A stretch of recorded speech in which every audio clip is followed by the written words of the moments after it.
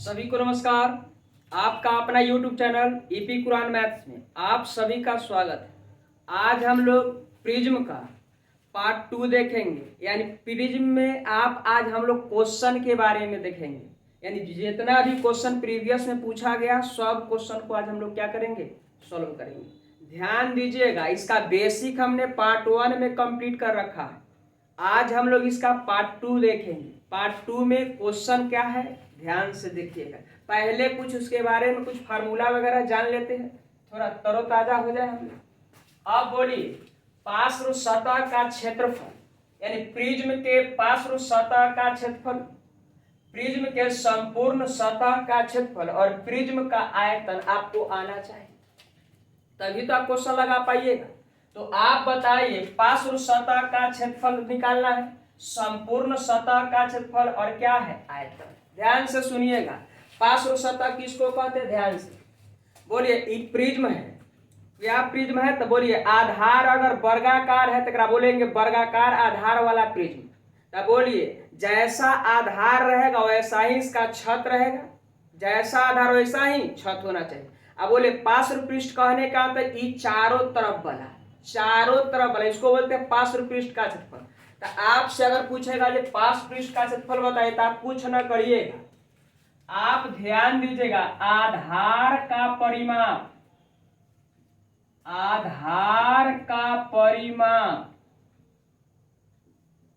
गुना ऊंचाई। बोलिए पार्श्व सतह का क्षेत्रफल जब भी पूछेगा तो आधार का परिमाप गुना ऊंचाई कर देना है। अब बताइए संपूर्ण सतह का क्षेत्रफल पूछेगा, संपूर्ण सतह का क्षेत्रफल तक कुछ न करिएगा।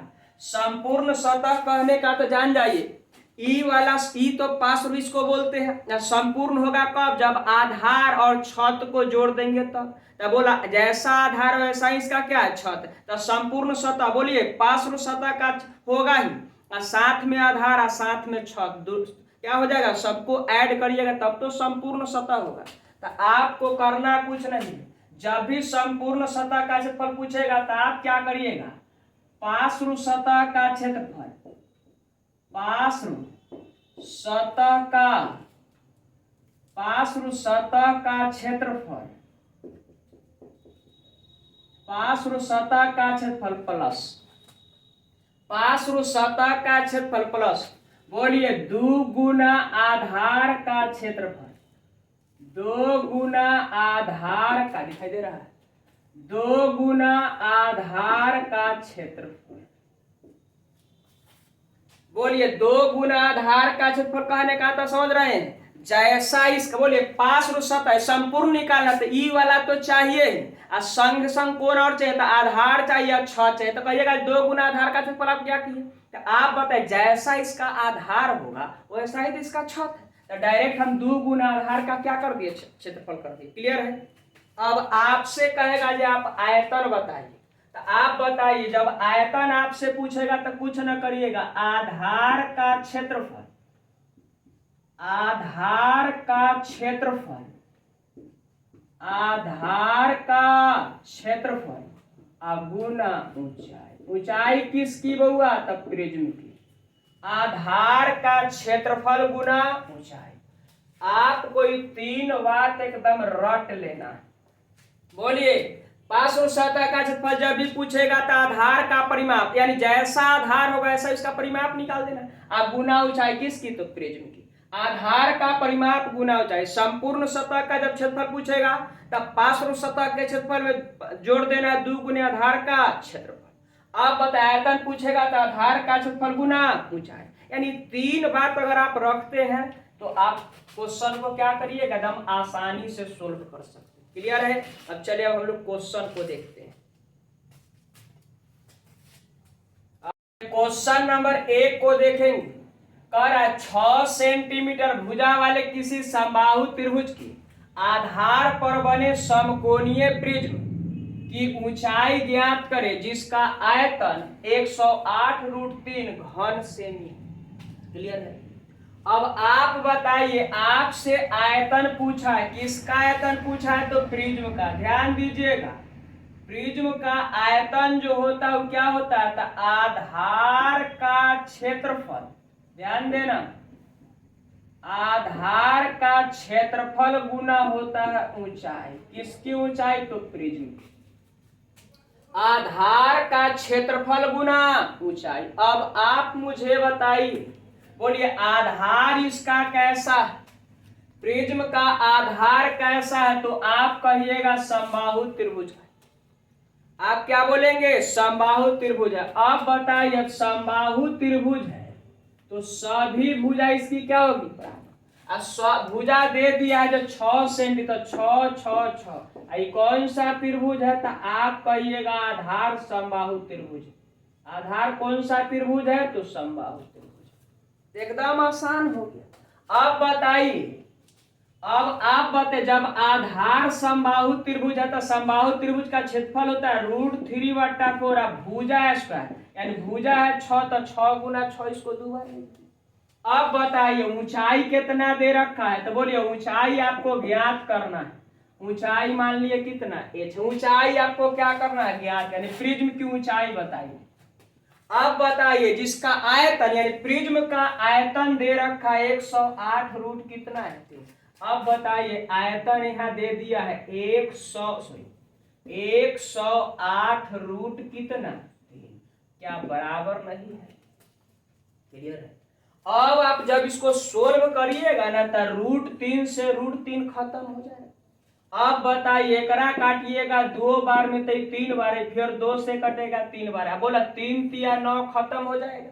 और 9 से कटेगा जानते कितना बार में? तो 12 बार। तो बोला इसीलिए h बराबर कितना हो जाएगा? तो 12 सेंटीमीटर हो जाएगा। ध्यान देना h का मान कितना हो जाएगा? 12 से, यानी आपके प्रश्न का आंसर हो गया 12 सेंटीमीटर। यानी ऊंचाई कितनी है? तो ऊंचाई हो गया 12 सेंटीमीटर। कोई डाउट नहीं है। चलिए अब अगला क्वेश्चन को हम लोग क्या करते हैं, देखते हैं। अब दूसरा नंबर क्वेश्चन को देखेंगे। दूसरा नंबर क्वेश्चन कह रहा है 10 सेंटीमीटर ऊंचे व 8 सेंटीमीटर भुजा वाले किसी समबाहु त्रिभुज पर बने समकोणीय प्रिज्म का आयतन क्या होगा? यानी आयतन आपसे पूछ रहा है किसका? प्रिज्म का। तो आप बताइए आयतन बराबर आप क्या जानते हैं? तो आयतन बराबर जानते आधार का क्षेत्रफल गुना ऊंचाई। आधार का क्षेत्रफल गुना ऊंचाई। अब बताइए इसका आधार कैसा है? तो आप कहिएगा समबाहु त्रिभुज। आधार जो है उस समबाहु त्रिभुज, आधार कैसा है? समबाहु त्रिभुज की भुजा दे रखा है कितना? 8 सेंटी, यानी ये 8 8 8। क्लियर है? अब आप बताइए आयतन पूछ रहा है किसका? तो सब बोले प्रिज्म का आयतन। तो प्रिज्म का आयतन होता है आधार का क्षेत्रफल गुना ऊंचाई, यानी आप जानते हैं आधार का क्षेत्रफल गुना क्या होता है? ऊंचाई। अब बोला आधार कैसा है? तो आधार तो समबाहु त्रिभुज है, तो समबाहु त्रिभुज का क्षेत्रफल हो जाता है √3/4 भुजा स्क्वायर, यानी 8 गुना 8। ये आपको आना चाहिए। समबाहु त्रिभुज का क्षेत्रफल क्या होता है? तो √3/4 गुना भुजा स्क्वायर होता है। बोला भुजा को हम क्या बार लिखते हैं? 2 बार। स्क्वायर है तो 2 बार लिखते हैं। अब बोला ऊंचाई बताइए। ऊंचाई दे रखा है, ऊंचाई कितना दे रखा है? तो 10 दे रखा है। किसकी ऊंचाई दिया है? तो प्रिज्म की ऊंचाई दिया है। अब आप मुझे बताइए, अब इसको सॉल्व करिएगा तो 4 से 2 बार में हो जाएगा। अब एक 8 गुना 16, 16 गुना 10 करेंगे तो 160 हो जाएगा। इधर कितना? √3। आप बताइए सेंटीमीटर में है तो घन सेमी हो जाएगा। सेंटीमीटर क्यों? आपके प्रश्न का आंसर पूछ, बहुत आसान है। जब भी आयतन पूछेगा तो आधार का क्षेत्रफल गुना क्या कर देना? ऊंचाई कर देना। आपका आंसर हो गया 160 रूट कितना थे? घन सेमी। आपके प्रश्न का आंसर। चलिए अब अगला क्वेश्चन हम लोग देखते हैं। चलिए अब 3 नंबर क्वेश्चन को अब हम लोग देखेंगे। क्वेश्चन कर रहा है एक प्रिज्म का आधार त्रिभुजाकार है। अभी मेंशन नहीं किया है ये समबाहु त्रिभुज है, क्योंकि समबाहु यानी कह नहीं रहा है त्रिभुजाकार का है, जिसकी भुजाएं 5 सेंटीमीटर, 12 सेंटीमीटर और 13 सेंटीमीटर। उसकी संपूर्ण पृष्ठ क्षेत्रफल क्या? यानी आपसे पूछा प्रिज्म का संपूर्ण पृष्ठ क्षेत्रफल क्या है? यदि उसकी ऊंचाई, किसकी ऊंचाई, प्रिज्म की ऊंचाई 10 सेंटीमीटर। अब बेहद आसानी से आप बना सकते, थोड़ा सा लॉजिक तो लीजिए। आपसे पूछा है जे आप बताइए संपूर्ण पृष्ठ क्षेत्रफल क्या होता है। संपूर्ण पृष्ठ क्षेत्रफल, बोलिए संपूर्ण पृष्ठ क्षेत्रफल जो हम लोग निकालते हैं कैसे निकालते हैं, तब पार्श्व सतह का क्षेत्रफल प्लस 2 गुने आधार का क्षेत्रफल। पार्श्व सतह का क्षेत्रफल प्लस 2 गुने आधार का क्षेत्रफल। अभी तुरंत हम बताएं आपको। अब बताइए, यहां एक काम करना, ध्यान से सुनना, यहां एक ध्यान देने वाला बात। बोलिए कह दिया त्रिभुज की भुजा दे दिया है, बोलिए भुजा कितना कितना दिया है, तो एक भुजा इधर दिया है 5 है, 12 है, आई क्या है 13। बोलिए 5 12 13 है। और जैसा ही 5 12 13, आप बताइए क्या यह ट्रिपलेट दिखाई दे रहा है? बोलिए 5 12 13 क्या ट्रिपलेट नंबर है? तो कहिएगा जो हाँ 5 12 13 क्या है, ट्रिपलेट नंबर। 5 12 13 क्या है, ट्रिपलेट नंबर है। और जैसे ही ट्रिपलेट नंबर हो गया तो समकोण त्रिभुज की भुजा हो गई। किसकी भुजा हो गई, समकोण त्रिभुज की भुजा।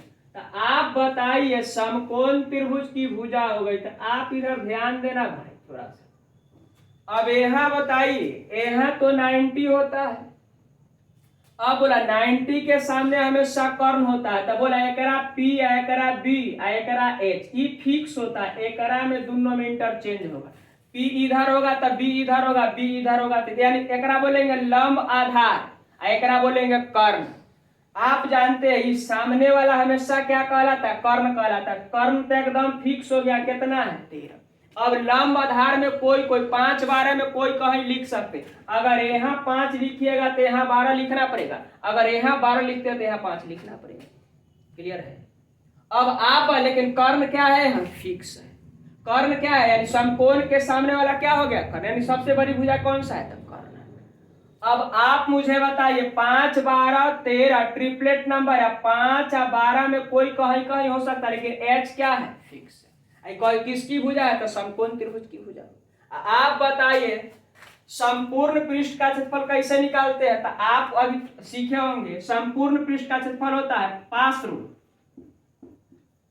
ध्यान दीजिएगा, संपूर्ण पृष्ठ का क्षेत्रफल बराबर होता है पार्श्व पृष्ठ का क्षेत्रफल प्लस 2 गुना आधार का क्षेत्रफल। सीख गए होंगे। संपूर्ण पृष्ठ का क्षेत्रफल बराबर होता है पार्श्व पृष्ठ का क्षेत्रफल प्लस 2 गुना आधार का क्षेत्रफल। तो आप बताइए पार्श्व पृष्ठ का क्षेत्रफल में क्या जानते हैं, तो आधार का परिमाप गुना ऊंचाई।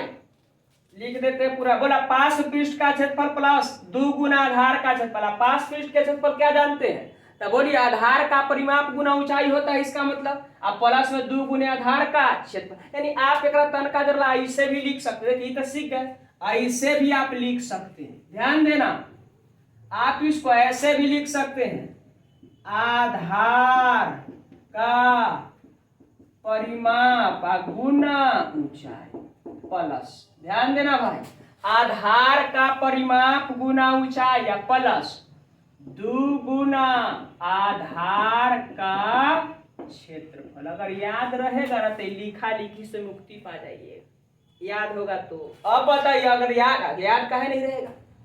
बोलिए संपूर्ण पृष्ठ का क्षेत्रफल आधार का परिमाप गुना ऊंचाई प्लस 2 गुने आधार का क्षेत्रफल। तो बोला आधार का परिमाप, आधार कैसा है, तो त्रिभुजाकार है। आधार का परिमाप होता है सभी बाहरी भुजाओं का योग। तो बोला 5 12 13 सबको जोड़ दीजिए, 5 प्लस 12 प्लस 13, आधार का ही हो गया परिमाप। अब बोला गुना में ऊंचाई, ऊंचाई बताइए प्रिज्म का ऊंचाई कितना दिया है, तो 10 प्लस 2 गुना आधार का क्षेत्रफल। ध्यान देना भाई, 2 गुना आधार का क्षेत्रफल। तो आधार कैसा है, तो समबाहु त्रिभुज, सॉरी समकोण त्रिभुज है। आधार क्या है, तो समकोण त्रिभुज। तो समकोण त्रिभुज का क्षेत्रफल क्या होता है, 1/2 आधार गुना में लंब, तो आधार बन जाएगा 12, तो लंब हो जाएगा 5। क्या कोई डाउट? बोलिए। दू तो है फार्मूला वाला, आधार का क्षेत्रफल, तो 1/2 समकोण त्रिभुज का क्षेत्रफल लिखना है। 1/2 आधार गुना क्या हो जाएगा? लंब। क्लियर है? आधार गुना हो गया लंब। अब इसको क्या करिए? सोल्व करिए। सोल्व करिएगा, आंसर हो जाएगा। बोलिए 2 से 2 तो खत्म हो जाएगा। अब इधर बताइए, इधर हो जाएगा कितना?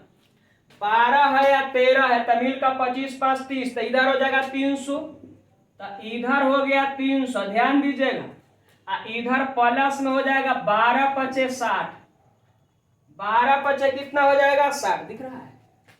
इधर बने, ध्यान दीजिएगा, इधर बन जाएगा 300 और प्लस में उधर 60, तो आंसर जो बनेगा वो 360। आप बोलिए सेमी क्षेत्रफल है, किसमें होगा? वर्ग में होगा। यानी आपका जवाब होगा 360 वर्ग सेमी। एकदम आसान है, कुछ करना नहीं है, थोड़ा सा लॉजिक लगाना है। बोलिए अब इतना जानकारी नहीं रहेगा, अगर जानकारी रहेगा तो लिखने की कोई जरूरत नहीं। आप एकदम आसानी से डायरेक्ट इसको लिखिएगा। बोला इसको क्या करिएगा? डायरेक्ट इसको लिखेंगे। आप बताइए, कुछ नहीं है। समकोण त्रिभुज का क्षेत्रफल, बोलिए यहाँ 2 गुना आधार का क्षेत्रफल। आधार कैसा? समकोण त्रिभुज है, तो बोला समकोण त्रिभुज वाला फार्मूला लगा देना। क्लियर है? अब बोला 1/2 आधार गुना ऊंचाई कर देते हैं हम लोग त्रिभुज का क्षेत्रफल में। अब बोला इधर हो जाएगा 300 प्लस में कितना? 60, तो बोला 360 आपके प्रश्न का आंसर हो जाएगा। चलिए अब अगला क्वेश्चन को देखते हैं। नंबर क्वेश्चन को हम लोग देखेंगे। 4 नंबर क्वेश्चन कह रहा है एक लंब प्रिज्म के त्रिकोणीय आधार का परिमाप दिया है 60 सेमी। बोलिए परिमाप कितना दे रखा है? 60 सेमी। दिख रहा है? 60 सेमी है और आधार की भुजाएं 5:12:13 के अनुपात। अभी जानते हैं भुजा का जो भुजा का दिया गया रेशियो के अनुपात में है, तो उसका आयतन कितना होगा? यानी प्रिज्म का आयतन पूछ रहा है। अब कह रहा है प्रिज्म की ऊंचाई यहां दे रखा है कितना? 50 सेमी। यानी ऊंचाई यहां दे दिया है प्रिज्म का। अब आप पहले बताइए, ध्यान से सुनिएगा, आप ध्यान दीजिएगा, इधर दिया है भुजा कितना दिया है? तो रेशियो में दिया है। बोला इधर भुजा दिया है किस में? तो रेशियो में। ध्यान से सुनिए, भुजा का अनुपात दे रखा है 5:12 कितना है? 5:12 क्या है? 13 है। अब आप मुझे बताइए, बोलिए तीनों भुजा मिला के इधर दिया कितना है परिमाप? तो 60। परिमाप होता सभी बाहरी भुजाओं का योग।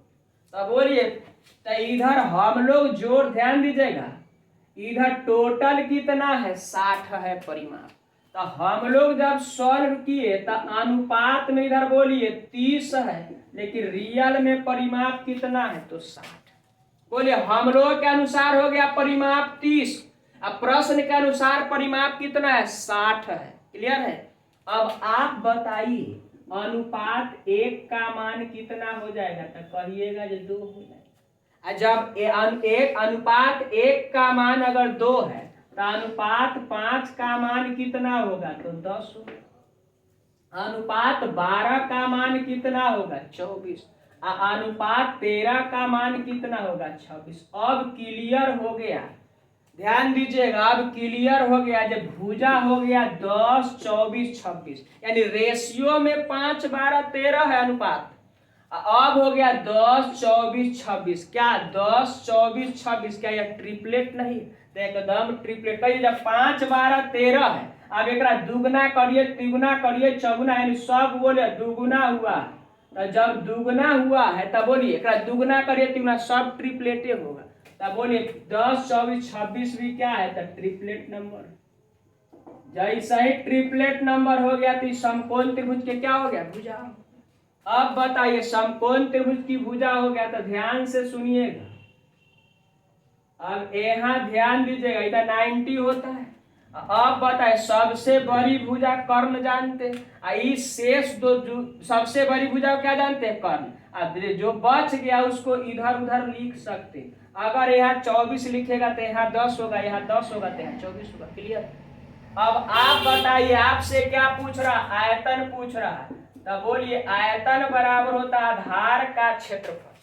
आयतन बराबर क्या होता है, तो आधार का क्षेत्रफल, आधार का क्षेत्रफल गुना ऊंचाई, आधार का क्षेत्रफल गुना ऊंचाई।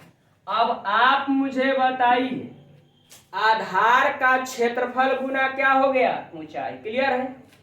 अब ऊंचाई यहाँ दे रखा है, कितना दे रखा है, तो आप कहिएगा 50 है। अब आधार का क्षेत्रफल, आधार किसका था, ये समकोण त्रिभुज का। तो समकोण त्रिभुज का क्षेत्रफल आप लोग जानते हैं 1/2। समकोण बनाने वाली भुजाओं का गुणनफल कहिएगा 1/2। समकोण बनाने वाली भुजाओं का गुणनफल, है ना, समकोण बनाने वाली भुजा है तो इधर हो जाएगा 10 गुना कितना, 24। क्लियर है। बोलिए समकोण बनाने वाली भुजाओं का गुणनफल, चाहे इससे भी आप कह सकते हैं। त्रिभुज का क्षेत्रफल कैसे निकालते हैं, तो 1/2 आधार गुना मन ऊंचाई हो गया है। तो है ऊंचाई किसका काम कर रहा है, लंब का काम कर रहा है। क्लियर है। तो यहाँ 10 1/2 इधर हो जाएगा 24, इधर हो जाएगा 10। क्लियर है। चाहे साफ साफ ऐसे जान जाइए ना, समकोण त्रिभुज का क्षेत्रफल जब भी पूछेगा तो 1/2। अब बोलिए समकोण बनाने वाली भुजाओं का क्या कर देना है, गुणनफल कर देना है। क्लियर है। चलिए अब इसको सॉल्व करिएगा तो 2 से कर जाएगा कितना बार में, तो 12 बार। तो इधर 12 पचे हो गया कितना, 60। 12 पचे हो गया 60। अब बोला 1 0 1 0, कै जीरो और लगाए 2 जीरो, यानी आपका आंसर होगा 6000 घन सेमी। बोलिए आंसर कितना बन जाएगा, 6000 घन सेमी। क्लियर है। चलिए अब अगला क्वेश्चन को हम लोग देखते हैं। चलिए 5 नंबर क्वेश्चन को देखेंगे। उस समकोणीय प्रिज्म की ऊंचाई ज्ञात करें जो किसी समलंब चतुर्भुज के आधार पर बना है, जिसकी 2 समानांतर रेखाओं की लंबाई क्रमशः 8 सेंटीमीटर तथा 14 सेंटीमीटर तथा उनके बीच की लंबवत दूरी 8 सेंटीमीटर है। वह आयतन 1056 घन सेमी। तो आपको क्या करना है, ध्यान से सुनिएगा, प्रिज्म की ऊंचाई ज्ञात करना है। क्या ज्ञात करना है, ऊंचाई। अब इधर आयतन दे रखा है, कह दिया है कि जो प्रिज्म का जो आधार है उस समलंब चतुर्भुज, क्या है, समलंब चतुर्भुज। तो आप बताइए आयतन बराबर, आप जानते हैं आयतन बराबर होता आधार का क्षेत्रफल, आधार का क्षेत्रफल और गुना ऊंचाई। ध्यान देना, आधार का क्षेत्रफल गुना ऊंचाई। लेकिन यहाँ थोड़ा सा एक लॉजिक, आधार अवरी जो है उस समलंब चतुर्भुज है। तो बोलिए समलंब चतुर्भुज है तो समलंब चतुर्भुज का क्षेत्रफल होना आना चाहिए आपको। अब गुना में क्या है, ऊंचाई। ऊंचाई किसकी है, तो प्रिज्म की ऊंचाई। आयतन यहाँ ऑलरेडी दे रखा है 10 कितना है, 56। तो आप बताइए समलंब आधार कैसा है, तो समलंब चतुर्भुज। तो बोलिए समलंब चतुर्भुज कहने का तो जानते हैं, आधार जो है उस समलंब चतुर्भुज है। आधार कैसा है, समलंब चतुर्भुज। तो आप बताएं समला यानी वैसा चतुर्भुज जिसकी एक सम्मुख भुजाएं समानांतर हो।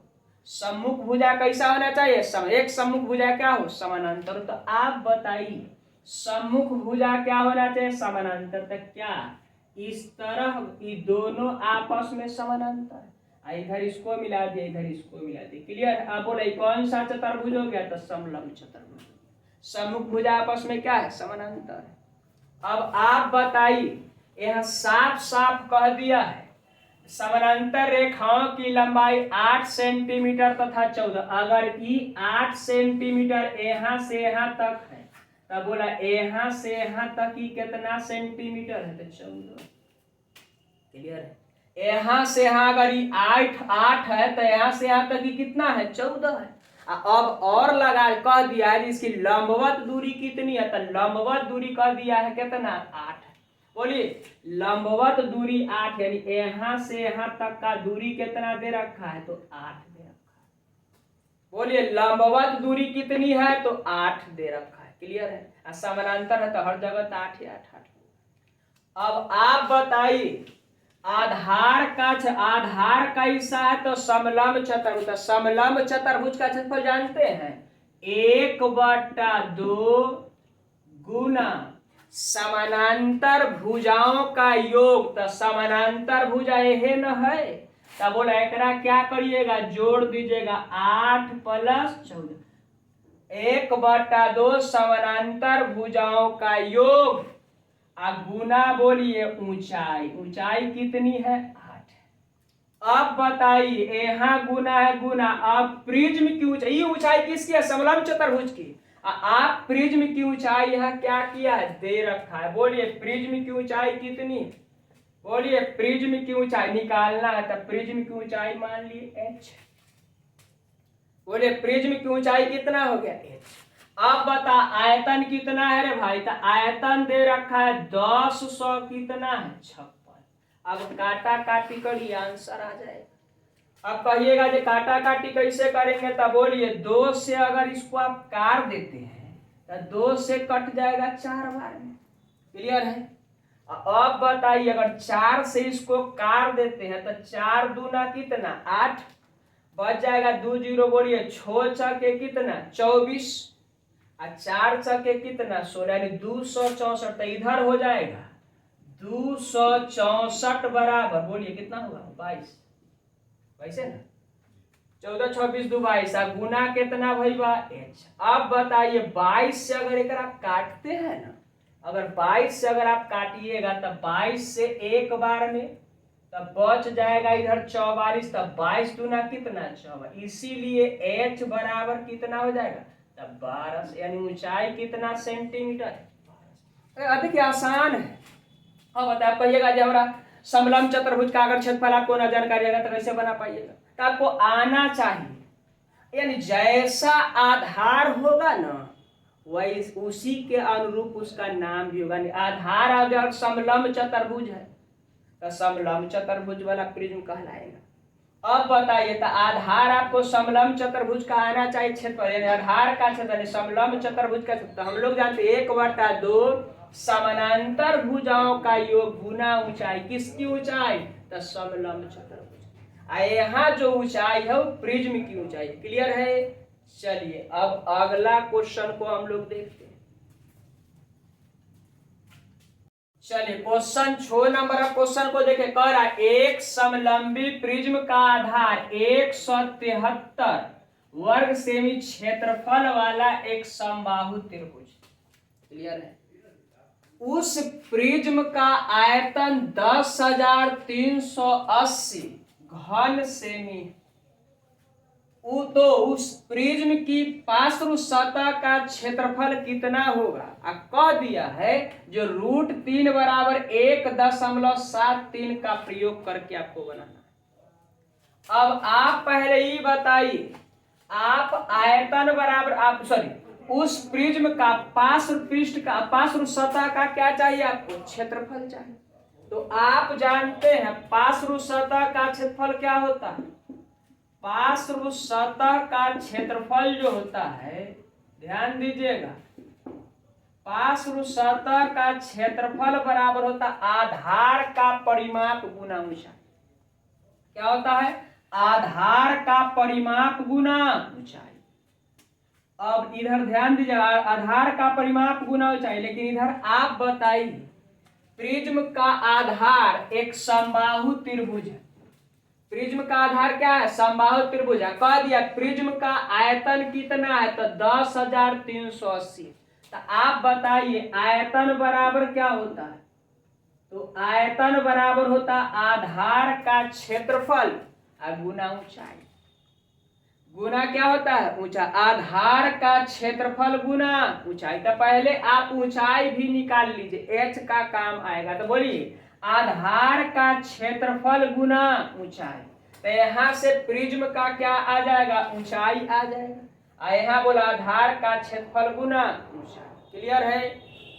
चलिए इधर ध्यान से सुनिएगा, आधार का क्षेत्रफल गुना क्या करना है, ऊंचाई करना है। तो पहले इधर एक काम कर लीजिए, बोलिए समबाहु त्रिभुज का क्षेत्रफल क्या होता है। तो आप जानते हैं √3/4 गुना भुजा स्क्वायर, यानी बोलिए ए स्क्वायर होता है, भुजा स्क्वायर। लेकिन दिया है कितना था, 173। क्लियर है। अब आप बताइए, अब इधर ध्यान दीजिएगा, अब इधर आप बताइए कि 173 हो गया, अब गुना इधर क्या करेंगे 4, इधर बोले √3 का मान 1.73, इधर ए स्क्वायर लिख सकते हैं। इस समबाहु त्रिभुज की क्या है, क्षेत्रफल की बात कर रहे हैं। तो बोला इसको अगर हटा दिया जाए तो बट्टा में 100 हो जाएगा। अब बोला 173 से 173 खत्म, यानी ए स्क्वायर बराबर हो गया 400। तो बोला ए का मान कितना हो, 20। अब बताइए ए का मान कितना हो गया, 20। तो कहिएगा जी आप ए काला निकाले हैं, यानी ए क्या है, तो समबाहु त्रिभुज की भुजा है। क्या है बुआ, भुजा है, ये भुजा है। किसकी भुजा है, तो समबाहु त्रिभुज। तो आप बताइए समबाहु त्रिभुज की भुजा हो गया, तो आधार का परिमाप गुना ऊंचाई, आधार का परिमाप गुना ऊंचाई करिएगा। तो ध्यान से सुनिएगा, आधार का परिमाप तो 3 हो गया, बोलिए 3 गुना 20, 20 20 20, ए ना लिखिएगा, 3 को भुजा है तो 3 गुना 20, यानी समबाहु त्रिभुज का क्या है, परिमाप है। तो समबाहु त्रिभुज का परिमाप हुआ 3 गुना क्या, भुजा। अब इधर आपको ऊंचाई करना है, तो किसकी ऊंचाई है, आप बताइए ऊंचाई किसका लाना है, तो प्रिज्म का। तो ऊंचाई कैसे निकलेगा, एक काम तो आपको यहाँ एक काम कर लिए, दूसरा दिखाई दे रहा है। अब दूसरा काम बताइए, आयतन दिया है, तो आयतन उधर दे रखा है 10,380। हम लोग आयतन जानते, किसका आयतन है, तो प्रिज्म का आयतन है। हम लोग जानते हैं प्रिज्म का आयतन होता है, बोलिए आधार का क्षेत्रफल। तो आधार तो हो गया समबाहु त्रिभुज, गुना ऊंचाई।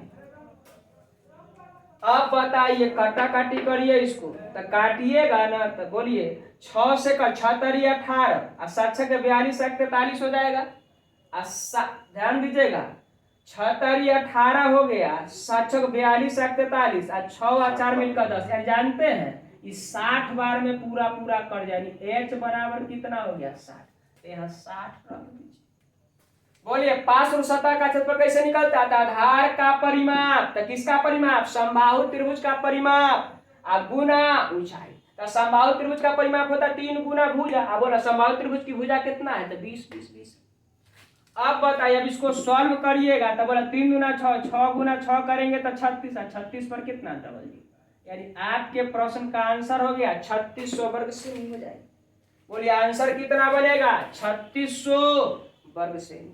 चलिए अब अगला क्वेश्चन को हम लोग देखते हैं।